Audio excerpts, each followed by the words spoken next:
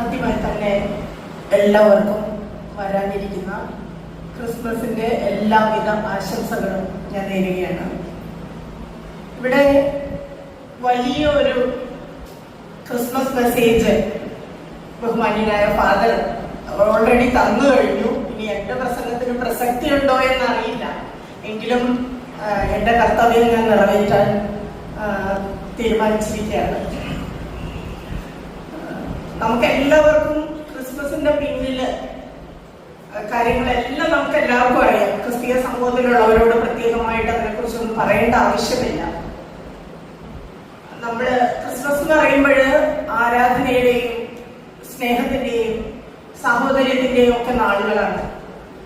ഇവിടെ മഹത്തരമായ രീതിയിൽ ക്രിസ്തുവിന്റെ ആഗമനത്തെ ആരാധനാപൂർവ്വം വരവേറ്റു കഴിഞ്ഞു എല്ലാവരും തന്നെ. വലിയ ക്രിസ്മസ് ഗാനങ്ങൾ, നല്ല മനോഹരമായ ക്രിസ്മസ് ഗാനങ്ങൾ ഇവിടെ വിവിധ ഗ്രൂപ്പുകൾ ആലപിച്ചു കഴിഞ്ഞു. കുട്ടികളും വലിയവരും ഒക്കെ വളരെ നമുക്കെല്ലാവർക്കും ആസ്വാദ്യകരമായ ഒരു സന്ധ്യ എല്ലാവരും പ്രദാനം ചെയ്തു. അപ്പൊ ക്രിസ്തുവിനെ ആരാധനാപൂർവ്വം വരവേൽക്കാനുള്ള ഒരുക്കങ്ങളൊക്കെ ആയിക്കഴിഞ്ഞു. പിന്നെ പറയുകയാണെങ്കിൽ പ്രകാശത്തിന്റെ ഒരു ഉത്സവമാണ് ക്രിസ്മസ്. ദീപാലങ്കൃതമാണ് ഇവിടെ, അല്ലെ? ക്രിസ്മസ് ട്രീ, ലൈറ്റുകള്, എല്ലാം നക്ഷത്രങ്ങളെല്ലാം തൂക്കിയിട്ടുണ്ട്. അപ്പൊ ബാഹ്യമായിട്ട് പ്രകാശപൂരിതമായ അന്തരീക്ഷത്തിലാണ് നമ്മളെല്ലാവരും നിലകൊള്ളുന്നത്. പിന്നെ ക്രിസ്മസിനെ കുറിച്ച് പറയുകയാണെങ്കിൽ ലാളിത്യത്തിന്റെ ഒരു ഉത്സവമാണ് ക്രിസ്മസ് എന്ന് പറഞ്ഞാൽ. ഏറ്റവും ലളിതമായ രീതിയിൽ മാനവരാശിയുടെ പാപപരിഹാരത്തിനായിട്ട് ഏറ്റവും ലളിതമായ രീതിയിൽ യേശുവിനെ, ദൈവം തന്റെ പുത്രനെ ലോകത്തിലേക്ക് അയച്ച ആ മഹത്തായ ഒരു കാര്യം, അത് നമ്മൾ വീണ്ടും വീണ്ടും കാലാകത നമ്മളിങ്ങനെ ആഘോഷിച്ചുകൊണ്ടിരിക്കുകയാണ് ക്രിസ്മസ് എന്ന വിളിപ്പേരുകൊണ്ട്. നമുക്കറിയാം, മനുഷ്യൻ പാപത്തിന്റെ അങ്ങേയറ്റം എത്തിയപ്പോഴാണ് ദൈവം സ്വപുത്രനെ ഭൂമിയിലേക്ക് അയക്കാൻ തീരുമാനിച്ചത്. സ്വപുത്രനെ പാപപരിഹാരാർത്ഥം, മാനവരാശിയുടെ പാപപരിഹാരാർത്ഥമാണ് സ്വപുത്രനെ ഭൂമിയിലേക്ക് അയച്ചത്.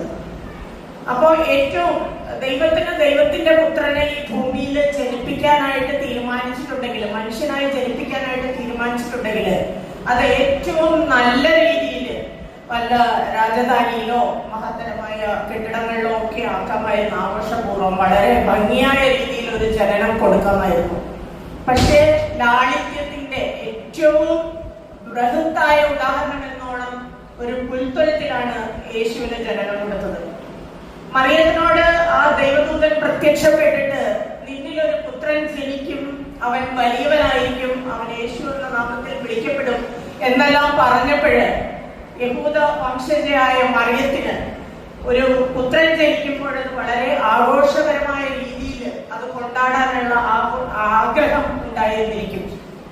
ഏതൊരു സ്ത്രീക്കും ആദ്യപുത്രി ജനിക്കുമ്പോൾ അത് വലിയ രീതിയിൽ ആഘോഷപൂർവ്വം അത് കൊണ്ടാടാനായിട്ടുള്ള ആഗ്രഹം ഏതൊരു സ്ത്രീക്കും ഉള്ളതുപോലെ തന്നെ മറിയത്തിനും ഉണ്ടായിരുന്നു.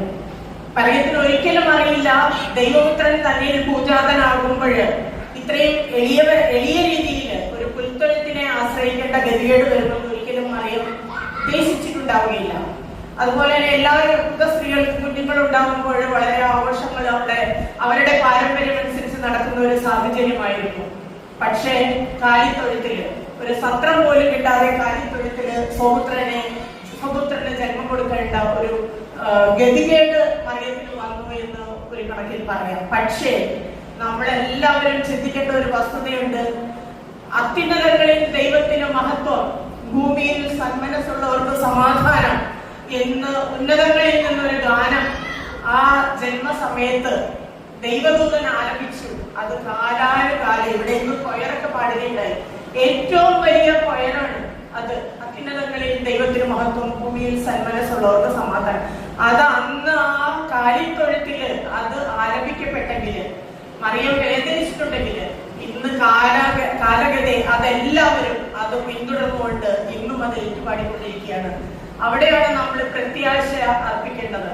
എളിയവരായി ജീവിച്ച്, പാവപ്പെട്ടവരായി ജീവിച്ച്, ഒന്നുമില്ലായ്മയിലൂടെ കടന്നു പോകുമ്പോൾ, വേദനാജനകമായ ജീവിത സാഹചര്യങ്ങളിലൂടെ കടന്നു പോകുമ്പോൾ പ്രത്യാശയുടെ ഒരു പൂങ്കിരണം അവിടെ നമുക്ക് ലഭിക്കുകയാണ്.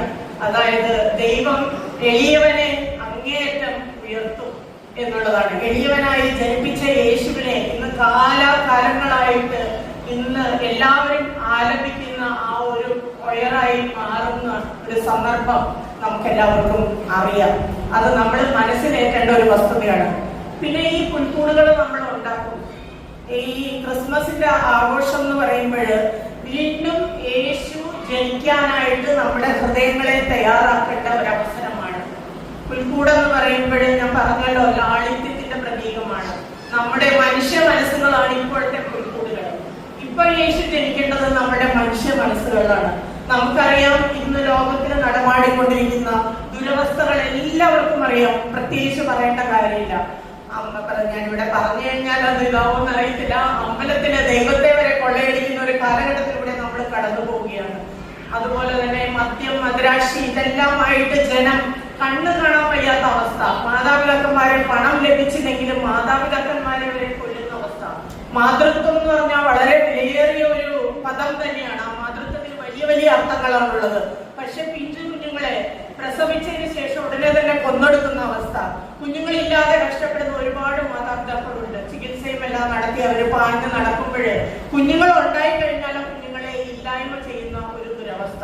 അപ്പൊ ഇങ്ങനെ ഒട്ടേറെ കാര്യങ്ങൾ, ഒട്ടേറെ വെല്ലുവിളികൾ നിറഞ്ഞ സമൂഹത്തിൽ ജീവിക്കുന്ന നമുക്ക് നമ്മുടെ ഹൃദയങ്ങളിലേക്ക് യേശു പിറക്കാനായിട്ട് ഇടയാക്കുന്ന ഒരവസരം വന്നിരിക്കുകയാണ്. അപ്പൊ ആ യേശുവിനെ ജനിപ്പിക്കാനായിട്ട് നമ്മുടെ ഹൃദയങ്ങള് ഏറ്റവും എളിമയോടെ, ലാളിത്യത്തോടെ എല്ലാം തയ്യാറെടുക്കാം. ഈ ദീപാലങ്കൃതമായ സാഹചര്യം പോലെ തന്നെ നമ്മുടെ മനസ്സുകളും പ്രകാശപൂരിതമാകട്ടെ, നമ്മുടെ ചിന്തകളും പ്രകാശപൂരിതമാകട്ടെ. നമ്മുടെ റെസ്പോൺസിബിലിറ്റി ഇന്നത്തെ ഈ കാലഘട്ടത്തിൽ നമുക്ക് ഉത്തരവാദിത്തങ്ങൾ ഏറിയിരിക്കുന്ന ഒരു കാലഘട്ടത്തിലൂടെയാണ് നമ്മൾ കടന്നു പോകുന്നത്. ഉത്തരവാദിത്തങ്ങൾ എന്ന് പറയുമ്പോൾ നമ്മുടെ ചുറ്റും നടക്കുന്ന അനീതികൾക്കെതിരായി പോരാടാൻ ഹൃദയങ്ങളെ ഒരു പ്രതീകമാവുന്ന കിടക്കയെ സജ്ജമാക്കാനായിട്ട് എല്ലാവിധ ഈശ്വര അനുഗ്രഹങ്ങളും ഇവിടെ കൂടിയിരിക്കുന്ന ഓരോ വ്യക്തികൾക്കും ഉണ്ടാവട്ടെ എന്ന് ഞാൻ ആശംസിക്കുകയാണ്. അതിനോടൊപ്പം തന്നെ എന്നെ ഇവിടെ ക്ഷണിച്ച എന്റെ ഫ്രണ്ടാണ് ജെസ്സി ജോർജ് പറഞ്ഞിട്ടാണ് ഞാനിവിടെ വന്നത്. ഞങ്ങൾ പ്രാക്ടീസ് ചെയ്യുമ്പോൾ ഒരുമിച്ചുണ്ടായിരുന്നതാണ്. കുടുംബ ബന്ധമുണ്ട്. അപ്പം അങ്ങനെ വിളിച്ചതുകൊണ്ട് ഞാനിവിടെ വരാനും ഈ ഒരു നല്ല സായം സന്ധ്യ ആസ്വദിക്കാനും ഈ മനോഹരമായ ഒരു കൊയർ മാസ്റ്ററൊക്കെ എന്താ പറയുക, അഭിനന്ദനം അർഹിക്കുന്നതാണ്. അതുപോലെ തന്നെ ബഹുമാനപ്പെട്ട അച്ഛന്റെ മകള് നല്ല രീതിയിൽ നേടിയിരുന്നത് കണ്ടു. പാടിയ ഓരോരുത്തരെയും ഞാൻ അഭിനന്ദിക്കുകയാണ്. വളരെ മനോഹരമായ കാര്യങ്ങളാണ് ഇവിടെ പാടിയത്. അത് ആസ്വദിക്കാനായിട്ട് ഒരു അവസരം തന്നതിന് ഞാൻ ഈശ്വരന് നന്ദി പറയുകയാണ്. ഇപ്പൊ എനിക്ക് തോന്നുന്നത് ക്രിസ്മസിന്റെ ഏറ്റവും നല്ല ഒരു ഒരുക്കം തന്നെ എനിക്ക് നടത്താനായിട്ട് ഇവിടെ വന്നതുകൊണ്ട് സാധിച്ചു എന്ന് ഞാൻ വിശ്വസിക്കുകയാണ്. എല്ലാവർക്കും വരാനിരിക്കുന്ന ക്രിസ്മസിന്റെ എല്ലാവിധ ആശംസകളും എല്ലാവിധ ഐശ്വര്യങ്ങളും ജീവിതത്തിൽ ഉണ്ടാവട്ടെ ഓരോരുത്തർക്കും എന്ന് പ്രത്യേകം പ്രാർത്ഥിച്ചുകൊണ്ട് ഞാൻ എൻ്റെ ഈ എളിയ സന്ദേശം ഞാൻ അവസാനിപ്പിക്കുകയാണ്. നന്ദി, നമസ്കാരം.